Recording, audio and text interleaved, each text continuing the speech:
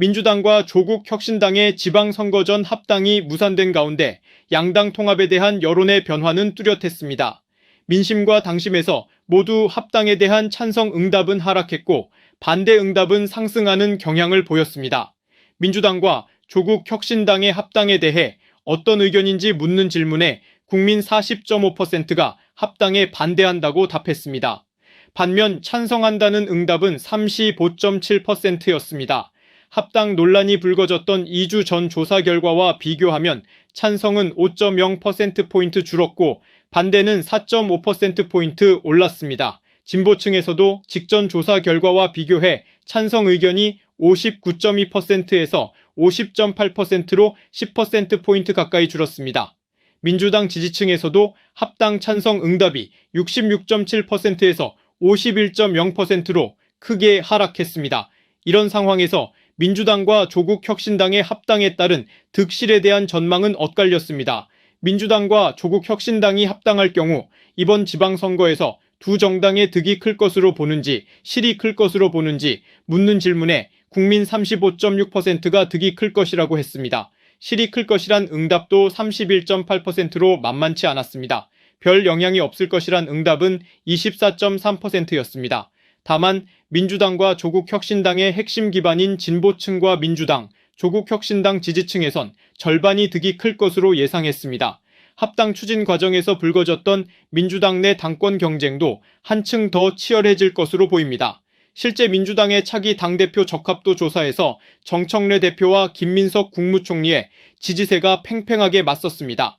민주당 8월 전당대회에서 누가 민주당을 이끌 차기 당대표로 적합하다고 보는지 묻는 질문에 국민 30.5%가 정청래 대표를 지목했습니다.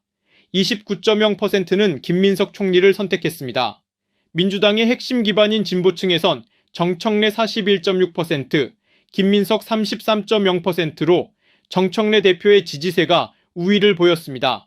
민주당 지지층에선 김민석 41.8%, 정청래 39.1%로 두 사람의 지지세가 팽팽했습니다. 이재명 대통령의 국정 운영 지지율이 2주 만에 다시 반등하면서 60%에 달했습니다. 58.4%는 긍정평가를 내렸고 부정평가는 36.6%였습니다. 정당 지지율은 민주당 45.3%, 국민의힘 31.9%, 조국혁신당 4.7%, 개혁신당 3.3%, 진보당 1.5%로 조사됐습니다. 양당의 지지율 격차는 2주 전 10.1%포인트에서 이번 주 13.4%포인트로 확대됐습니다. 이번 조사는 뉴스토마토가 미디어토마토에 의뢰해 지난 9일에서 10일까지 이틀 동안 만 18세 이상 성인 남녀 1036명을 대상으로 실시한 결과입니다.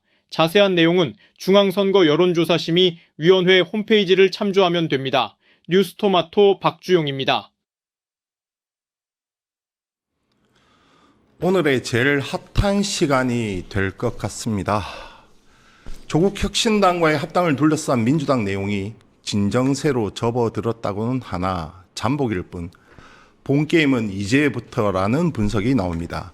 당장 6월 지방선거에서 두 당이 어떻게 협력할지를 놓고 갑론을박이 펼쳐질 가운데 지방선거 직후인 8월에는 민주당이 차기 당대표를 선출하는 전당대회가 예정되어 있습니다.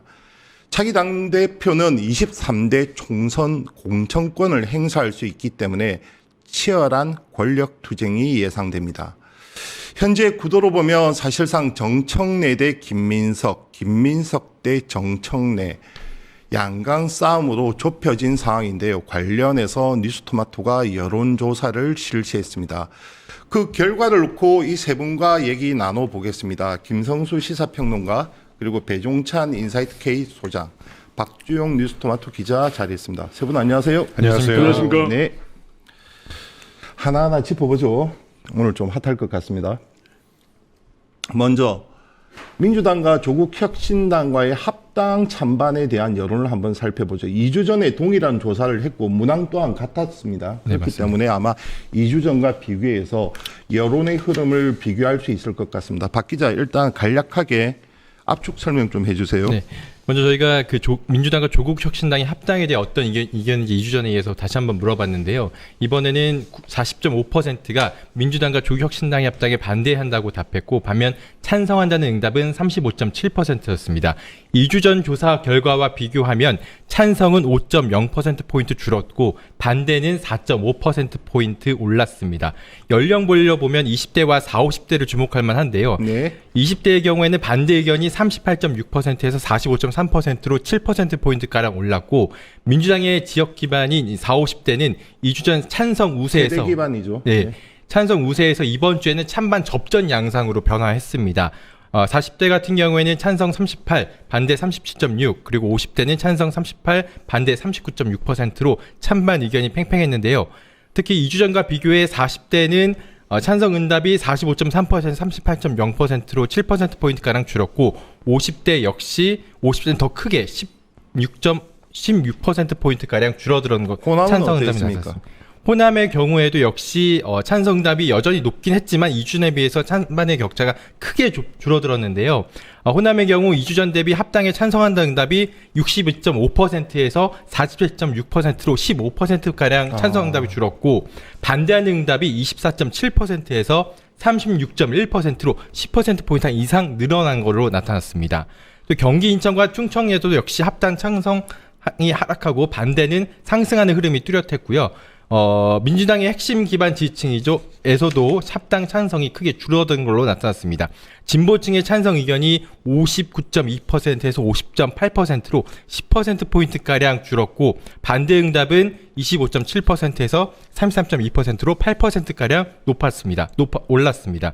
그리고 역시 민주당 지지층에서도 찬성 51.0%대 반대 33.4%로 50%를 약간 웃도는 수준이었는데, 특히 2주 전과 대비했을 때 결과를 보면 민주당 지지층에서도 찬성답이 66.7%에서 51.0%로 15%포인트 정도 줄었고, 반대 응답은 21.9%에서 33.4%로 10%포인트 이상 반대 응답이 늘어나는 것으로 나타났습니다. 자, 두 분에게 동의를 한 질문을 드리겠습니다. 이 문항은 2주 전과 저희가 동의를 하게 해서 드렸거든요. 2주 전과 대비해서 지금 찬성 응답과 약간 찬성 응답은 줄었고 반대 응답은 높아졌고, 그래서 팽팽하게 됐다. 지금 전체 여론은 반대가 좀 더 높게 나왔죠.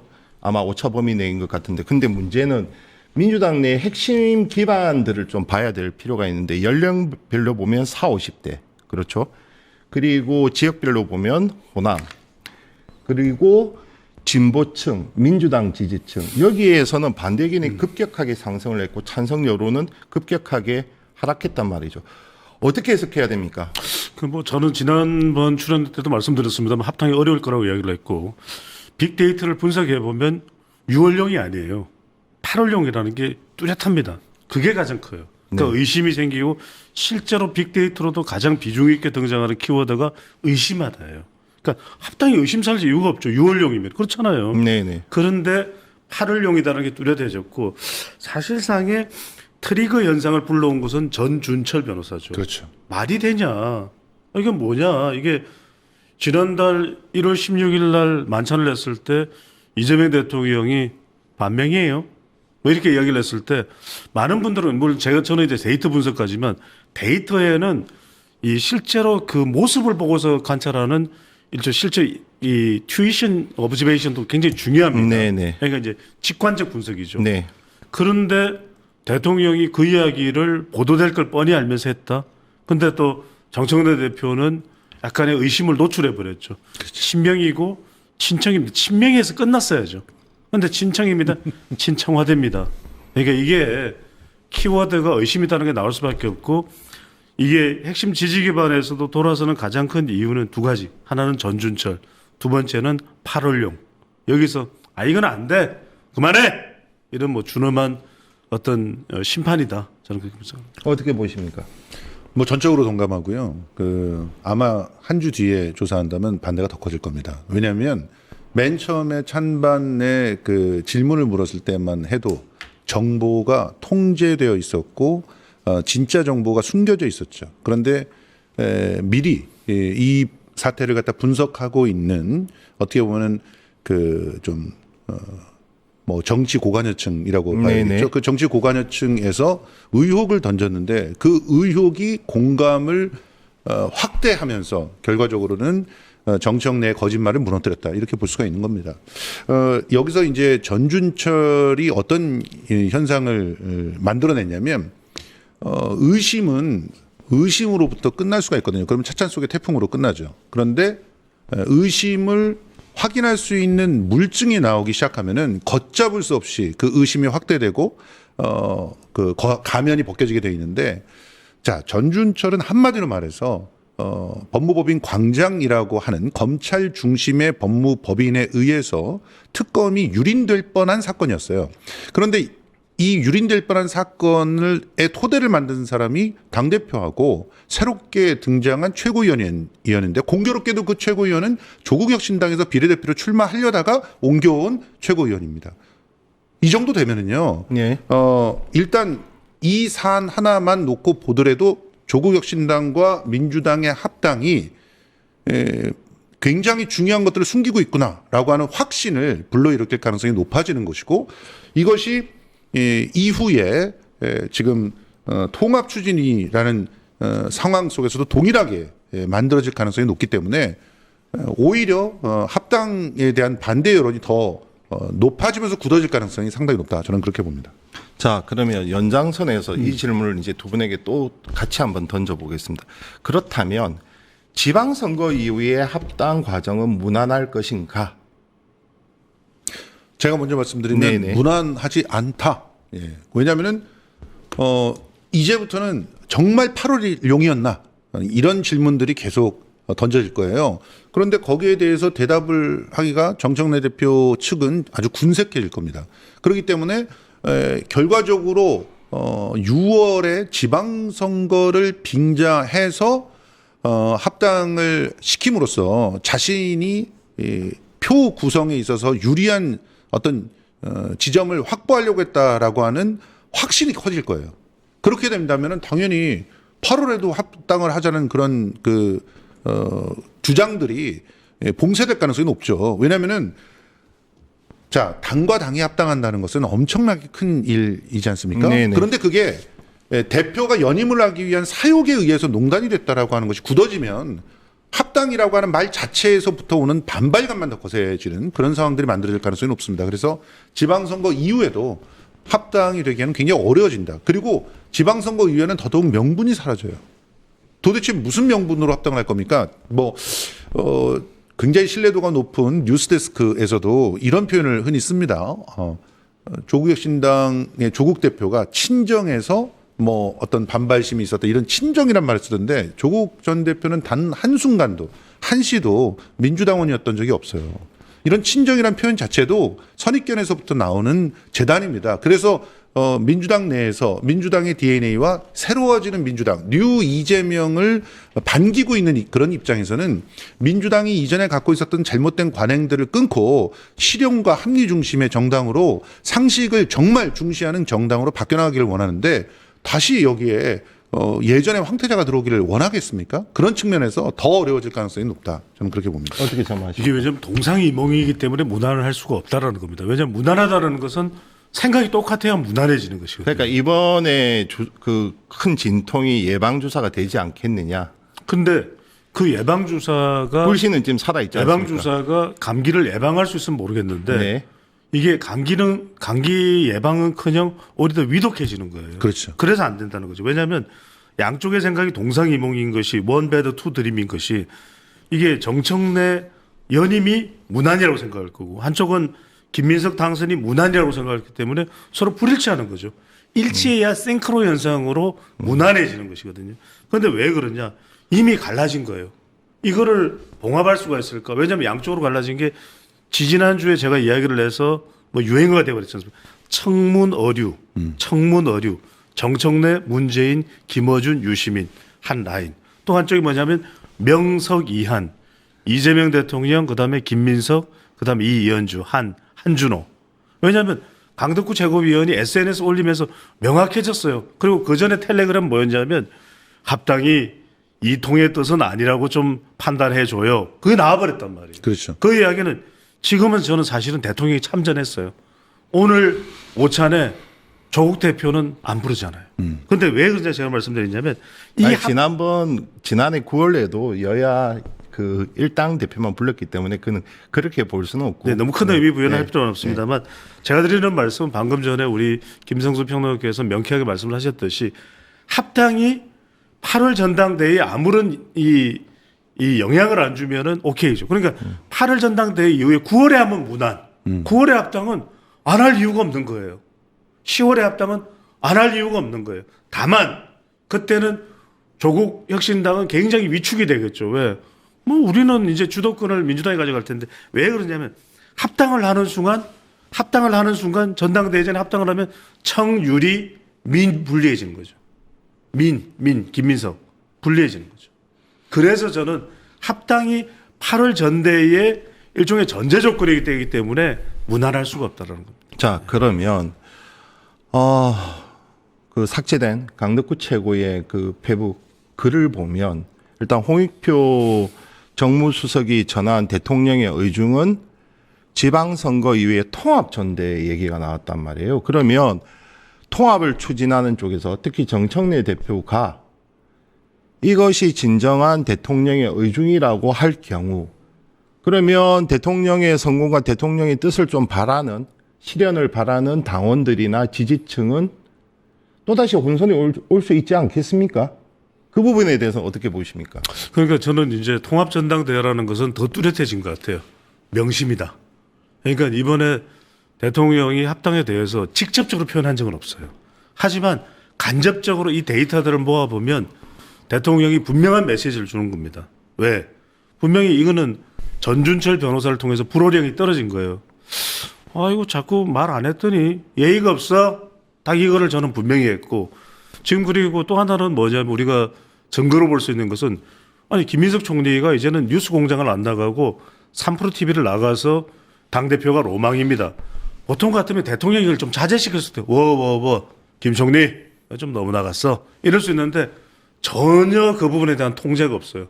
그 이야기는 대통령은 이미 다 정했어. 정원호 그다음에 이 또 박찬대 또 경기도는 누구? 제가 경기도를 좀 조심하겠습니다. 그다음에 이제 당심은 당원 전당대 이 전당대회는 누구? 왜 그러냐면 그렇지 않은 경우에 제2의 전준철 파장, 제3의 전준철 파장이 왜 안 나오겠냐고 생각하겠죠. 대통령은 지금 막 부동산 때문에 이 온 신경을 들이고 있는데 그래서 저는 이미 이번 사태를 통해서 대통령의 의중은 분명해졌다. 저는 뭐 대통령의 의중을 그렇게 애둘러서 다양하게 전달했다라고 하는 부분들에는 이제 동의를 하는 바가 있지만 네네. 뭐 특히나 그 강덕구 의원의 그 텔레그램에서 대통령께서 통합 전대를 원한다는 식의 이런 식으로 단정을 짓는 것은 굉장히 무리가 있다고 생각을 해요. 그러니까 통합 전대라고 하는 것은요 사실상 대통령께서 당무를 갖다 개입한다고 하는 얘기인데 제가 알고 있는 한 이재명 대통령은 절대로 그러는 사람이 아닙니다. 이재명 대통령은요 어떨 때는 소심하리만큼 절차와 원칙을 중시하는 사람이에요.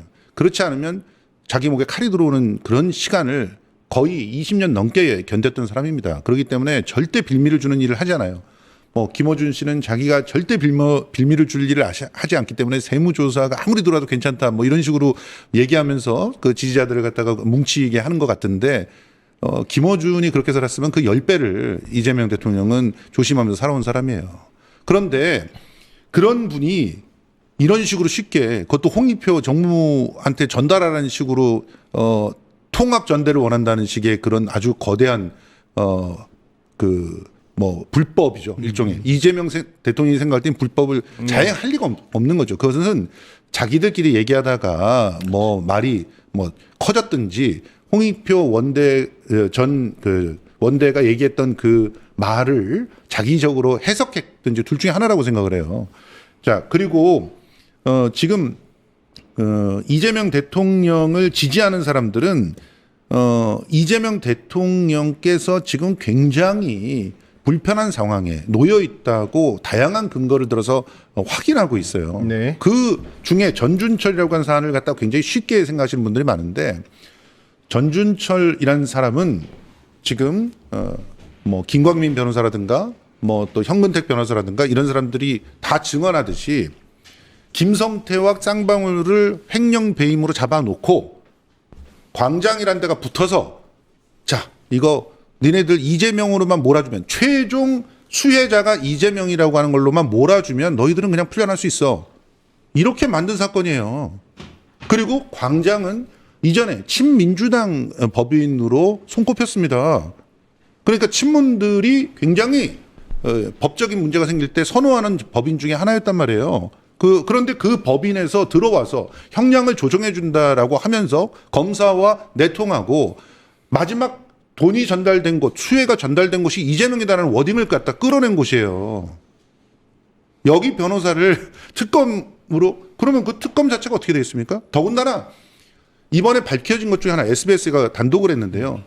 자, 1차 특검 때부터 이성윤 등은 추천을 했다는 거예요. 네네네. 그런데 당적이 민주당으로 있는 사람은 특검의 공정성을 해칠 수 있기 때문에 배제가 되는데 전준철 변호사가 민주당 당적을 갖고 있었기 때문에 배제됐단 말이에요. 근데 2차 특검을 누가 만들었습니까? 법안을. 기초한 사람이 이성윤 최고예요. 네, 맞습니다. 네. 그런데 이성윤 최고가 그거를 갖다가 완화시켰어요.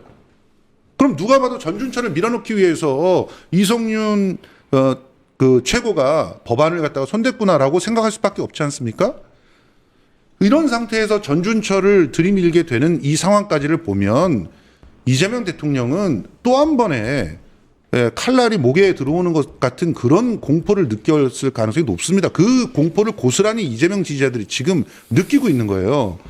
이런 상황을 만들었는데 지금 당대표와 뭐 그 최고위원이 뭐 해명한다고 해가지고 그 해명이 해명으로 받아들여질 리도 없는 그런 상황이기 때문에요. 당연히 지금은 민주당 지지자들 중에서 특히나 이재명 지지자들은 이재명 대통령으로 가는 그 모든 그 칼날과 공격을 막아내기 위해서 혼신을 다할 것입니다. 그래서 더더욱 합당과 같은 그런 이벤트들을 반길 수가 없고 그리고 그것이 대통령의 뜻이라고 생각하고 움직일 것이기 때문에 뭐 지금처럼 이렇게 약간 정치 공학적인 뭐 이 그 백브리핑 형식의 어떤 워딩들에 대해 흔들리지 않을 거라고 저는 생각합니다. 짧게 좀 못할 수밖에 없었어요. 네네, 왜냐하면 바로 네, 짧게 다음 아주 주제 짧게. 넘어가야 그러니까 이제 강백구 최고위원 같은 경우에도 참 정치에서 중요한 것은 분이 있는데 정치에서는 차분해야 되지 흥분하면 안 돼요. 네네. 근데 이제 이걸 그런 거는 어디에 공개될 자료가 아니에요. 그 누구랑 당연하죠. 이야기를 했다라는 거. 그런 의미에서 저는 좀 너무 나갔다. 그래서 그 신빙성을 따지기에는 조금 이제 더 추가적인 게 필요할 것 같아요. 그럼에도 불구하고 그 내용들을 보면은 대통령이 이 합당에 대해서 어떤 마음을 가지고 있는가는 저는 어느 정도는 드러났다. 그리고 또 유추할 수 있다 이렇게 보고 또 짧게 하나만 짧게 아주 짧게 하겠습니다. 왜냐하면 좀 이해가 잘 안 돼요. 분명히 이성윤 최고위원이 민정비서관과 2차례 통화를 했다 그랬잖아요. 그죠? 네네네. 근데 이상하지 않습니까? 그러면 2차례 통화를 했는데 민정비서관이 무슨 이야기를 했을까요? 전화를 했는데 아무 말도 안 해.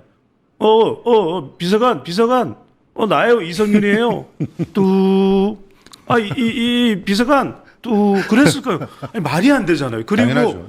민정비서관이 이 김성태 전 쌍방울 회장의 변호인단이라는 걸 모를 리 있습니까? 법사위만 거치면 김용민 의원 다 할 거예요. 그런데 그런 면에서 나는 절대로 통화는 했다. 그런데 무슨 통화의 내용을 안 밝히고 있는 거. 또 하나는 강훈식 비서실장이 이제 이 브리핑하고 난 이후에 질문 받으면서 기자 질문하면 대통령이 전준철 변호사 관련해서 경로했다는 이야기가 있습니까? 경로는 하지 않았습니다. 근데 그러면 이거 아무 일도 아니에요. 이렇게 이야기를 해야 되는데 강훈식 비서실장 경로는 하지 않았습니다. 경로는 또 잘 안 하시는 분입니다. 이거는 그런 다음에 이야기가 뭐냐면 좀 신중해 달라라고 당에도 또 이야기를 하고 싶습니다. 그 이야기를 한 거는 이거 심상치가 않았다는 이야기예요. 당연하죠. 알겠습니다. 좀 진정하시고 일단 이성윤 최고는 어제 기자회견 직후에 이제 백풀을 해서 기자들에게 2차례 민정비서관하고 통화를 했고 그럼 통화 내용이 뭐냐 이렇게 하니까 전준철 변호사를 추천을 했다. 다만 거기에 따른 부정적 의견은 2차례 통화에서 듣지 못했다. 이렇게 일단 주장을 한 상태입니다. 자, 오늘 두 분이 계속해서 해석들이 지금 일치하고 있습니다. 향후 지방선거 이외에도 민주당과 조국혁신당의 합당은 어려울 것이다. 이렇게 보시고 있고 그 다음에 이번 합당이 무산된 지방선거 이전에 통합이 무산된 과정에는 기본적으로 8월 전당대회가 있다 이렇게 했는데, 자 그렇다면 아마 우리가 처음으로 조사한 것 같은데 8월 전당대회에 나설 거의 확실시되는 두 사람 네. 가상 대결을 한번 붙여봤습니다. 결과 짧게 보고 한번 얘기 나눠 가보죠. 박 기자. 네, 민주당 8월 전당대회에서 누가 민주당을 이끌 차기 당대표로 적합한지 물었습니다. 30.5%가 정청래 대표를 지목했고 29.0%가 김민석 총리를 선택했습니다. 연령별로 보면 민주당의 세대 기반인 40대에서는 정 대표가 우위를 보였고 50대에서는 근소한 차이로 정청래 대표가 앞선 것으로 나타났습니다.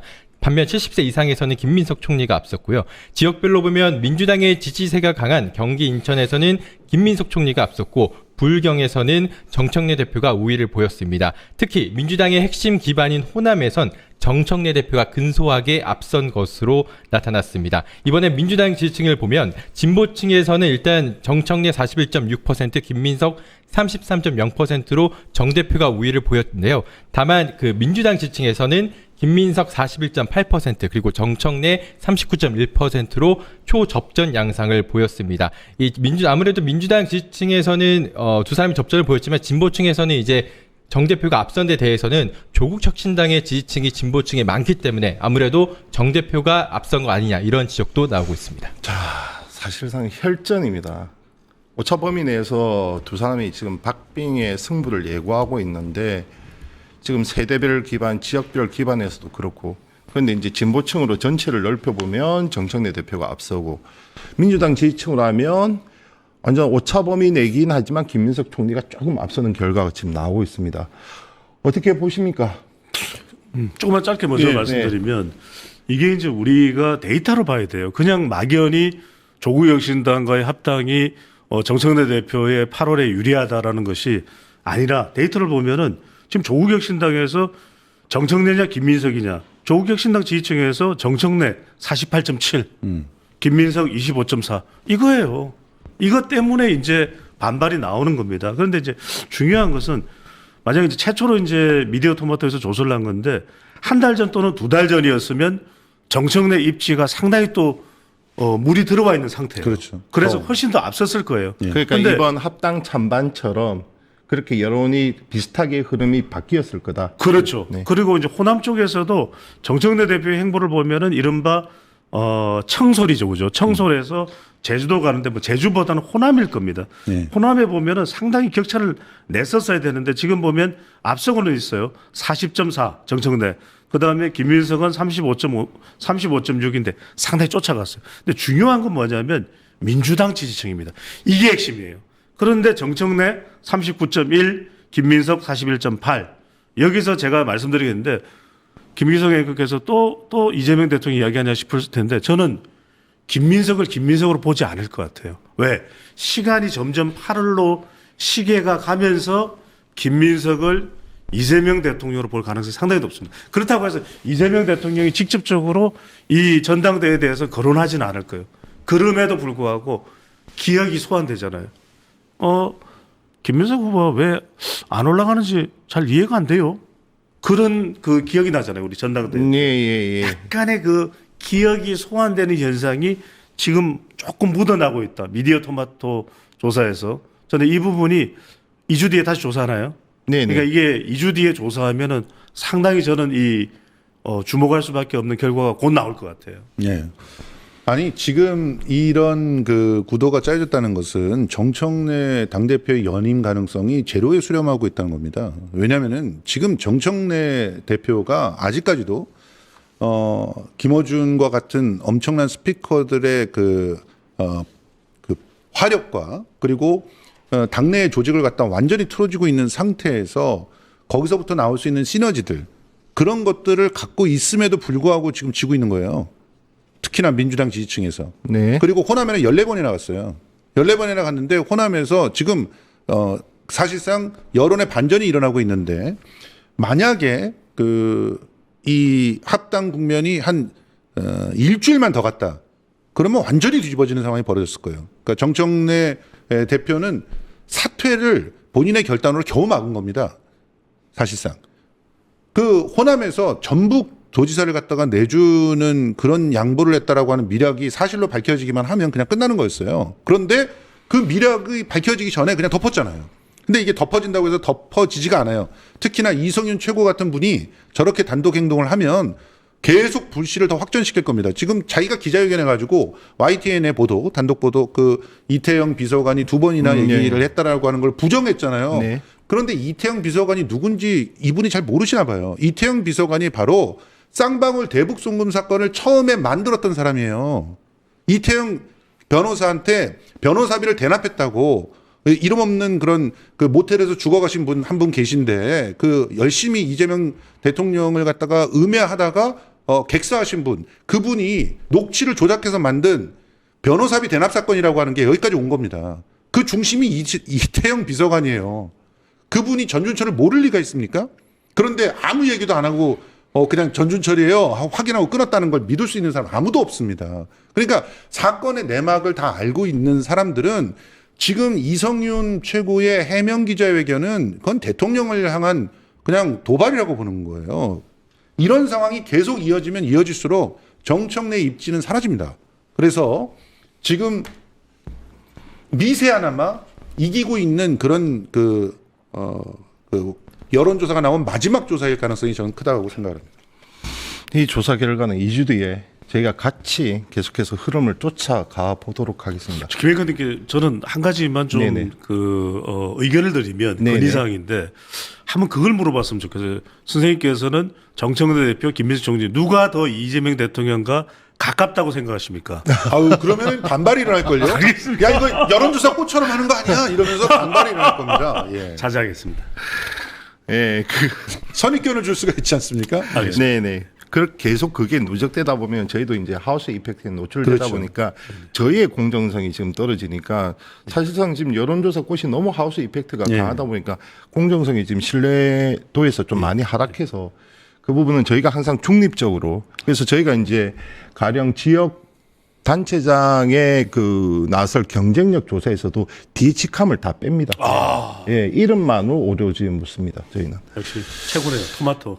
자, 2주 뒤에 일단 이 조사 결과를 보고 그 외 간단하게 현재 당 지지도 이번에서 나온 그리고 대통령 국정 운영 지지도만 간단히 보고 마치도록 하겠습니다. 예, 먼저 정당 지지율은 민주당 45.3% 그리고 국민의힘 31.9%였는데요. 격차가 지금 어느 정도죠? 지금 10%포인트 이상으로 지난번에는 2주 전에 10.1%포인트여서 이번에는 13.4%포인트로 격차가 더 확대가 됐습니다. 영남은 어땠나요?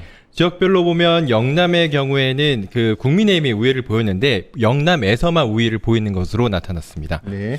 그리고 대통령 지지율의 경우에는 58.4%로 2주 전과 비교해 0.8%포인트 오른 것으로 나타났고요. 부정평가의 경우 36.6%로 2주 전에 비해 2.2%포인트 줄었습니다. 그리고 조사 결과 연령별로 보면 특별한 경우는 이제 2주 전에 비해서 20, 30대 지지율이 40%대에 머물렀는데 2주 후인 이번 주에는 50%를 상회하는 것으로 나타났습니다. 그러니까 2030에서 지금까지 이 대통령의 지지율이 취약한 거 아니냐 이런 지적이 있었는데 이번 주에 보면 50%를 상회하면서 조금 만회하는 분위기였습니다. 자, 두 분한테 30초씩만 드릴게요. 민주당과 이재명 대통령의 가장 취약점은 어쨌든 20대였습니다. 그렇죠? 그리고 이거는 조국 혁신당도 마찬가지였고 조국 대표도 마찬가지였습니다. 근데 지금 당 지지율이나 이재명 대통령 국정 운영대에서 지금 20대가 조금 좀 많이 크게 눈에 띌 정도 상승을 했단 말이죠. 예. 70대도 그랬습니다. 예. 자, 그 원인을 뭘로 보십니까? 전 두 가지죠. 하나는 대통령의 표현입니다. 30초입니다. 예. 네. 지금 아직 5초입니다. 그래서 청년 이야기를 계속 하잖아요. 지청 이야기를 말해요. 청지. 지방과 청년. 저는 말을 계속 해야 돼요. 두 번째는 대통령이 실제로 청년들하고 스킨십 하는 장면을 계속 내보냅니다. 통일시장 가서도 그렇고 저는 그게 두 가지 스킨십 그다음에 이 끊임없는 청년 발언 이게 영향을 주고 있다. 예. 저렇게 잘하시고 계신데 입시 비리를 의혹을 갖고 있는 그리고 지금 20대 인턴을 이자카야로 불러서 면접을 하고 그 성비위에 대해서 지금 그걸 폭로한 사람까지도 무고로 고소를 하는데 이름이 들어가 있지 않았으니까 저 사람을 고소한 게 아니에요. 이렇게 해명하는 당대표를 그 사람과 선거연대를 하고 심지어 합당까지 한다? 폭망이죠. 지금 20대에 대해서 정말 지지를 받고 싶다면 20대의 그 사고 방식으로 생각을 해야 됩니다. 그렇다면 더더욱 지금은 당분간은 합당의 합자도 꺼내지 않아야 선거에서 승리할 거라고 봅니다. 김성수는 예의가 있어? 계속해서 20대가 우경화되어 있다. 전 세계적인 현상이다. 이렇게 해서는 20대의 마음을 절대 열지 못할 것 같습니다. 진정성 있는 노력, 그리고 그 노력 속에는 정책의 진정성이 담보가 되어야 하지 않을까 이렇게 생각하면서 오늘 격한 토론 마쳐보겠습니다. 토론이라 할 것 없이 두 분이 뭐 거의 일치된 의견을 보여서 아닙니다. 다를 때도 있을 겁니다. 원래는 상당히 다른데 그렇죠. 오늘 유독 이제 이 현안에 대해서만 좀 상당히 공감대가 형성됐다 이런 말씀드립니다. 2주 뒤에 여론조사 결과 세 분 다시 모시도록 하겠습니다. 예. 지금까지 김성수 시사평론가, 배종찬 인사이트 K 소장, 박주영 뉴스토마토 기자와 함께했고요. 다음 코너는 바로 곽상원의 이 있습니다로 넘어가도록 하겠습니다. 감사합니다. 네, 고맙습니다. 유튜브 구독하고 실시간 채팅과 댓글을 남기시면 매일매일 7천 TTCO를 드립니다. 참여 방법은 통통물 어플을 다운로드하고 회원가입과 로그인을 해주세요. 마이페이지에서 나의 회원 고유 번호를 복사해주세요. 유튜브 구독 후 실시간 채팅이나 댓글창에 고유 번호를 한 번만 입력하면 준비 끝! 지금 유튜브 채팅과 댓글 쓰기 참여하고 실천 TTCO 받아가세요.